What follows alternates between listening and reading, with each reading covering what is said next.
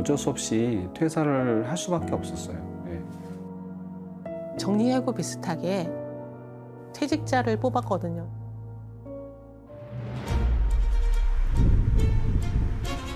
또다시 불어닥친 구조조정 칼바람.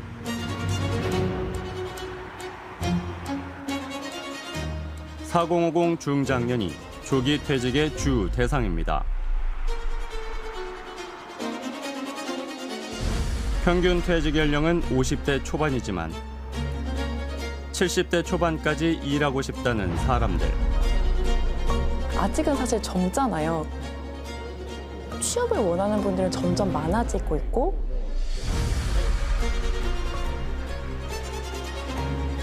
중장년 실업은 가정 붕괴와 노인 빈곤으로 이어질 수 있다는 경고. 저출생 고령화 시대에 중장년의 재취업은 선택이 아닌 필수가 됐습니다. 이건 불가피해질 거예요. 35세 미만의 노동인구는 25년 내에 지금 절반으로 줄어듭니다.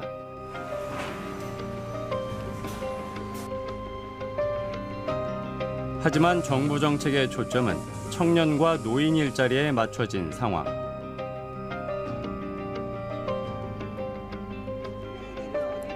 상대적으로 소외된 4050 세대의 재취업 실태를 들여다봤습니다.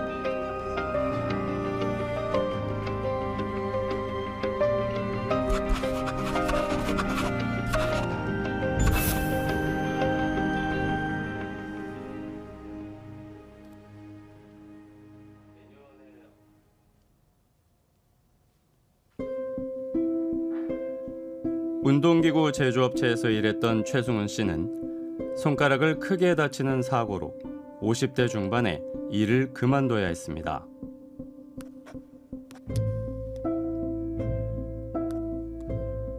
이렇게 절단이 됐었죠. 손톱만 남고 이렇게 싹 절단이 됐었던 사고입니다. 네. 치료 후에 복직은 했지만 복직하고 한 3개월, 4개월 정도 근무하다가 또 바로 그만둘 수밖에 없었어요. 그래도 30, 40대. 회사의 배려를 기대할 수도 없었습니다. 제가 거기 처음 입사한 게 49인가 그래요. 똑같은 사고를 당하지 않을까 이런 막 걱정도 되고 그래서 회사에 한번 얘기했는데 회사에서는 좀 바로 이렇게 보직 변경을 해주지 않다 보니까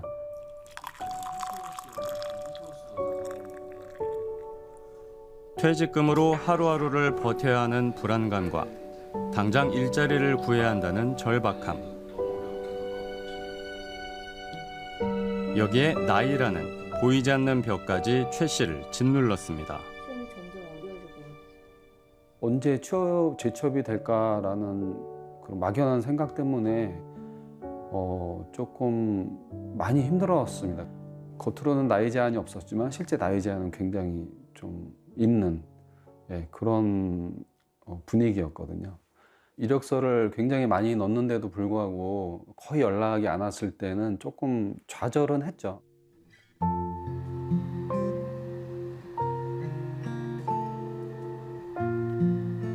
(54살) 이은정 씨.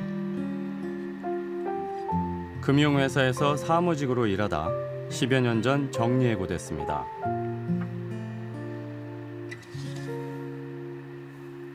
이후 남편마저 조기 퇴직하자 눈높이를 낮춰 취업에 도전했지만 현실의 벽은 높았습니다.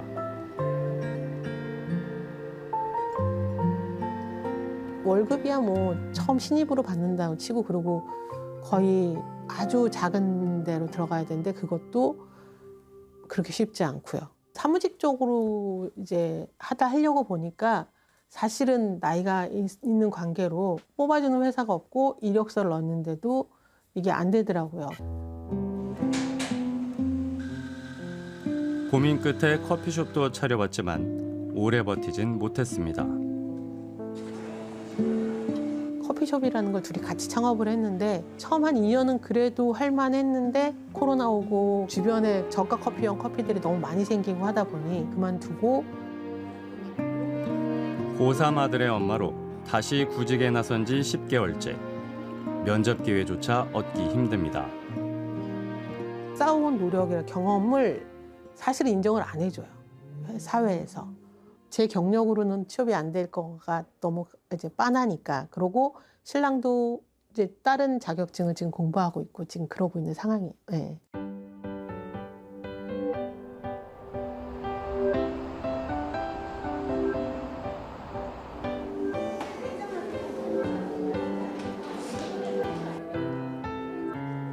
경기도의 한 중장년 일자리 박람회. 행사 시작 30분 전부터 구직자들이 몰렸습니다. 올해 방문자가 2배 이상 증가한 걸 볼 수 있었고요. 그리고 작년보다 저희가 박람회 운영 회차도 30% 이상 증가를 시켰어요. 이날 행사에 참여한 기업은 총 40곳. 현장 면접이 가능한 데다 채용 동향을 살필 수 있어 일자리 박람회는 구직자에게 오아시스 같은 곳입니다.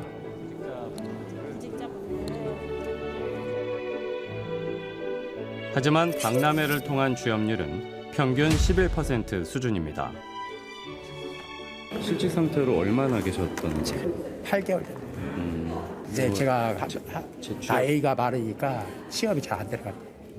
취업 박람회는 이번이 처음이신가요? 아, 예. 다른 데도 가봤어요. 근데 좀 마땅한 곳을 못 찾으셨어요? 우리나라 5060 세대 남성의 평균 퇴직 연령은 51.3세로 휴폐업 등으로 퇴직한 경우가 가장 많았습니다. 반면 일하고 싶은 나이는 평균 73세로 퇴직 연령보다 20년 넘게 높았습니다.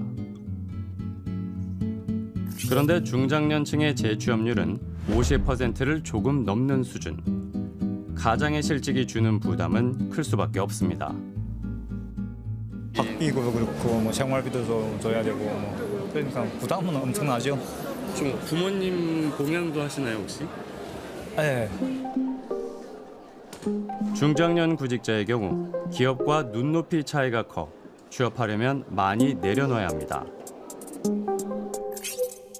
중장년 일자리 수요 조사 결과 구직자의 평균 희망 임금은 381만 원이었지만 기업은 200~300만 원 선이라고 답해 격차가 컸습니다. 취업에 성공하는 경우도 저숙련 저임금 일자리가 많습니다. 저희 회사도 공학력자들이 많아요. 자기 전공을 살려서 일할 수 있는 게 많이 없더라고요. 대기업, 또 이제 정부 관련 기업에서 계시다가 그분은 국무총리상, 장관상 뭐 이렇게 받으셨는데도 취업이 안 돼서 10년을 놀았대요.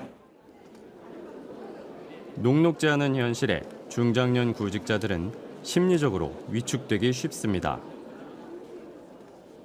뭘 하려고 했다가 내가 이거를 잘 못하면 아니면 실수를 하면 어떡하나, 내가 여기다가 뭐 이렇게 해도 될까, 지원해도 될까 막 이런 거 있잖아요. 자꾸 사람이 좀 위축되는 그런 것도 있기는 해요. 나이가 있습니다. 한번 자기가 일하던 좋은 일자리, 평생 일자리에서 나오면은 자기 눈높이 어느 정도 많은 일자리로 가는 것이 굉장히 어려운 구조예요. 그러니까 그런 문제의 이면에는 그 소위 노동시장의 이중구조라는 그런 문제가 있고요. 노동시장이 굉장히 경쟁적이라는 그런 문제도 있습니다. 그래서 정부가 청년과 노인 일자리 사업처럼 중장년 재취업 지원 서비스를 강화해야 한다는 목소리가 나옵니다. 직업훈련이나 컨설팅이 청년들만큼 중장년에게도 지원이 된다면 50대에 새롭게 전직하셔서 70대까지 근로하시는 게 가능하시지 않을까 저는 기대하고 있습니다.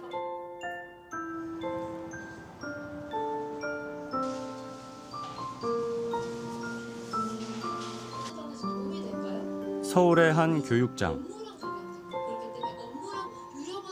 재취업에 필요한 강연이 한창입니다. 그렇기 때문에 우리가 트렌드는 항상 따라가야 된다라고 말씀을 드리고요. 전 직장에선 고참이었던 이들. 교재에 필기도 하고 질문도 하며 적극적으로 수업에 임합니다. 구직자를 위한 무료 프로그램인데도 모르는 사람들이 많습니다. 모르는 사람들은 진짜 몰라요. 저 말고 또 여러 사람들이 뭐 제도나 이런 것들을 운영하고 활용하는 걸 잘 모를 수 있을 것 같은데 문자 보고 깜짝 놀랐어요. 내가 어떻게 놀고 있는지 알고 문자가 왔지. 그런 식으로. 구직자 규모를 고려하면 양과 질 모든 면에서 지원이 더 필요한 상황입니다.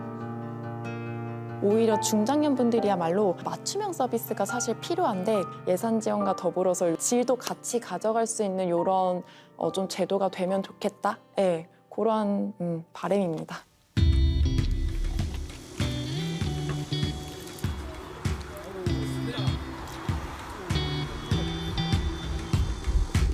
다만 부족한 가운데서도 재교육의 효과는 나타나고 있습니다.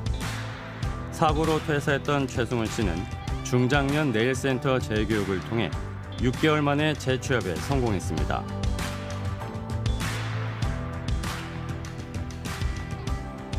퇴직 전 임금의 70% 수준이지만 근무 여건이 좋고 60세 이후에도 일할 수 있어 만족스럽다고 말합니다. 주로 하는 일은 관리비 부과, 그다음에 관리비 미납 관련된 부분, 그리고 광고, 기타 여러 가지 행정 업무들을 처리하고 있습니다. 근무 시간은 아침 9시부터 시작해서 오후 6시에 끝나고요. 주 5일 근무입니다. 제일 중요한 게 그거 같아요. 내가 선택할 수 있는 폭의 길이를 그냥 넓혀놔라. 난 이거는 난 못해. 이렇게 하지 마시고 더 열심히 찾아보고 공부하는 게 저는 너무 중요하다고 생각하거든요.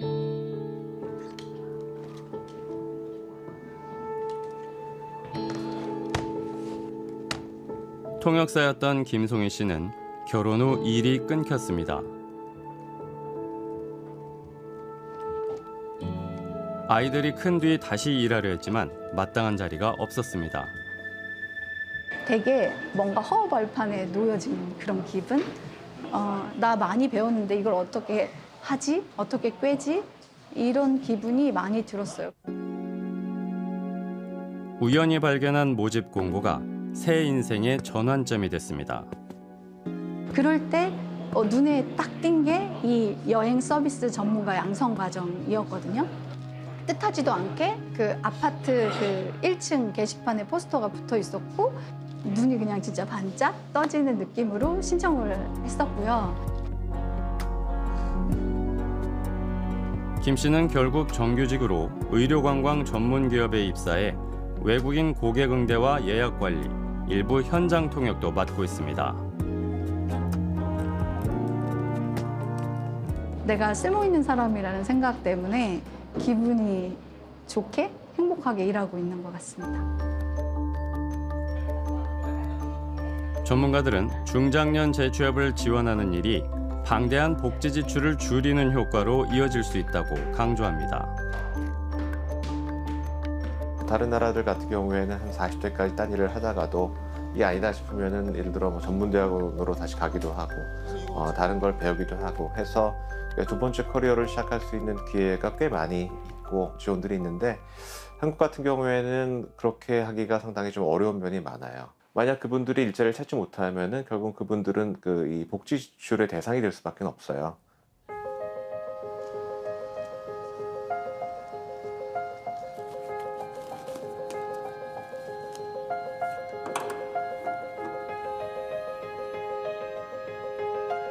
(44살) 이성규 씨는 최근 중고차 진단평가 전문 기업에 재취업했습니다.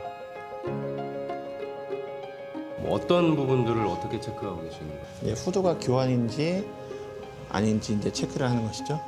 볼트 색깔과 본넷 색깔이 다르고 그리고 여기 배기가스 표지판 스티커가 있어야 되는데 그것도 없어요. 그래서 이거는 지금 교환으로 지금 보고 있습니다. 이 씨는 20년 가까이 인테리어 회사에서 일했지만 자의반, 타의반으로 퇴사한 뒤 자격증을 취득해 새로운 일에 도전했습니다. 서로 이제 지내시기에 어려운 그런 건 없으세요? 일을 갖다 많이 하신 분들한테 제가 배우는 입장이라서 많이 여쭤보고 그런 건 있지만은 서로 간에 불편한 감정은 전혀 없습니다. 중장년들이 20, 30대보다 조금 강점을 갖고 있는 게 있는데 유연하게 좀 대처할 수 있는 것들이 또 고객들도 만족스러워하고 저희도 그런 평가사님들 일하시는 모습이 또 좋고요. 책임감이랑 그런 것들이 강해서 좀 신뢰할 수도 있는 면도 있는 것 같습니다. 서울시 50플러스 재단에 따르면 중장년 직원을 두고 있는 기업의 업무 성과 만족도가 65%에 이르는 것으로 나타났습니다. 또 중장년 채용 확대를 긍정적으로 보는 시선도 많았습니다. 본인이 예전 과거에 일했던 것들은 다 내려놓으시고 이미 입사를 하시는 거기 때문에 받아들이는 자세들이 마인드들이 너무 좋으세요. 두려움이 있지만 그 두려움을 간절함으로 이기시는 것 같아요.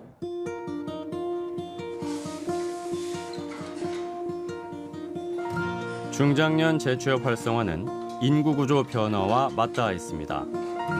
저출생 고령화에 따른 노동력 부족을 메우는 한 방편이기 때문입니다.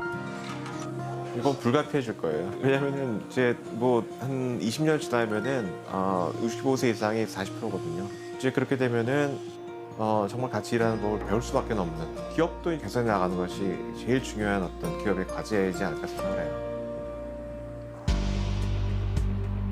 생애주기별 맞춤형 정책이 필요하다는 지적에 고용노동부는 중장년 고용지원책을 확대하겠다고 밝혔습니다.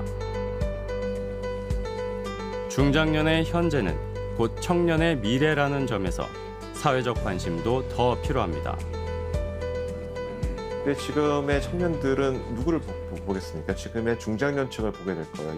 근데 그 중장년층의 어떤 고용 여건이라든가 사정이 굉장히 나쁜 걸 본다고 한다면은 지금 내가 어디 취업이 됐다고 하더라도 쉽게 결혼을 하고 아이를 낳기가 어려울 겁니다. 중장년층의 고용의 안정, 후생의 안정 이런 것들이 확보가 되어야만 한국의 이 저출산 문제를 완화하는 데 있어서도 도움이 될 것이다. 그렇게 말씀드리겠습니다.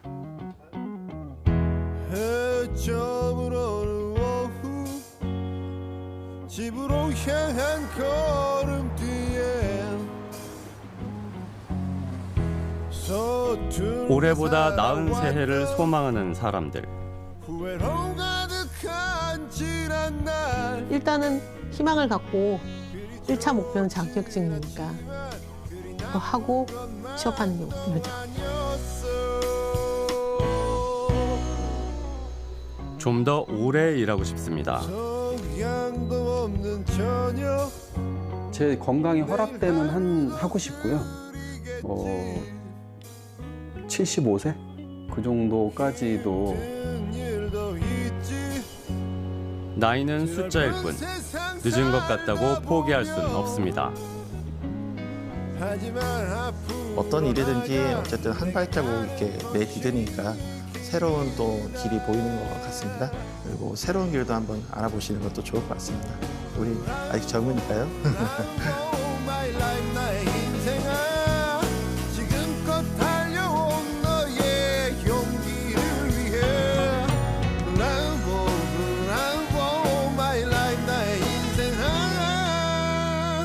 찬란한